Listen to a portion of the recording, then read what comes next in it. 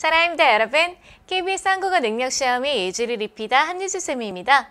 자, 오늘 여러분과 같이 볼 부분은 데이 15 표준어 규정이라고 생각해 주시면 되겠고요. 그래서 앞에 한글 맞춤법 같은 경우는 우리가 어떻게 적을 것이냐, 어떤 식으로 적어야지 맞춤법에 올바를 것이냐를 이제 배운 부분이다라고 하면 이 표준어 규정 같은 경우에는 우리가 잘못 쓰고 있는 말들이 어떤 것들이 있냐라는 거죠. 그래서 어떤 식으로 적느냐와 어떤 말을 써야 되느냐는 당연히 상관관계가 있고 연결성이 있지만 그 앞에 거는 우리가 쓰는 것들을 어떤 기호로 적을 것이냐를 배운 것이다라고 봐주시게 되면 표준어 규정은 우리가 쓰는 것들 중에 표준어가 아니고 예를 들면 방언이라든가 원래 틀린 말인데 우리가 쓰고 있는 것들 이런 것들에 대해서 여러분들이 학습하는 부분이다라고 생각해 주시면 되겠습니다. 좀 차이가 있는 부분이니까 여러분 좀 구분해서 생각을 해주시면 되겠고요. 근데 문제에 출제될 때는 여러분들이 느끼실 때는 거의 유사하게 느끼시는 경우들도 많이 있습니다. 하지만 이 부분은 여러분들이 용례를 특히 중심으로 해서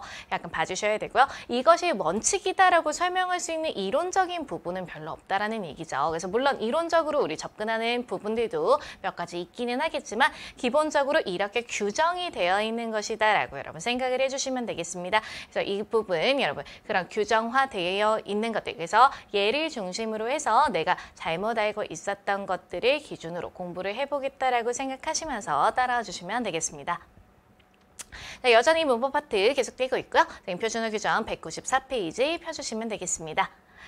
자, 들어가시게 되면 총 26개의 조항으로 이루어져 있는 표준어 규정이고요. 지금 이거를 체계를 이해하고 다양한 사례들을 익혀야 되는 게 여러분 학습 방법이다라고 생각을 해주시면 되겠습니다. 근데 표준어 규정 같은 경우는요, 여러분 여기에 나와 있는 예들 중에 여러분들이 지금으로서는 무슨 뜻인지 짐작조차 안 되는 단어들이 생각보다 되게 많이 있거든요. 그래서 표준어 규정이 언제 정해진 것이냐라고 하면 1988년에 우리가 만들어진 겁니다.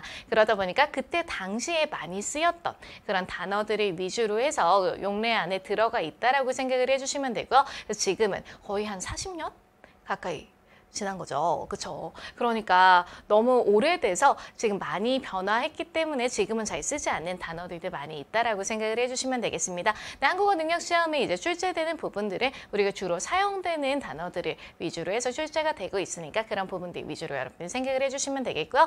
그리고 이 파트 같은 경우는 계속해서 표준어 규정은 현재도 계속해서 조금 추가적으로 우리가 표준어로 인정하는 것들이 어떤 것이 있느냐 이런 것들을 국립국어원에서 계속해서 약간 추가해서 업데이트하는 중이다라고 생각해 주시면 되겠습니다. 그래서 예쁘다만 원래 표준어였는데 요새 이쁘다라고 써도 괜찮다. 약간 이런 것들 좀 추가되는 표준어다라고 생각해 주시면 되고요. 이런 거를 우리가 이제 언어에 맞춰서 만들어 나가고 있는 것이다라고 기억을 해주시면 되겠죠?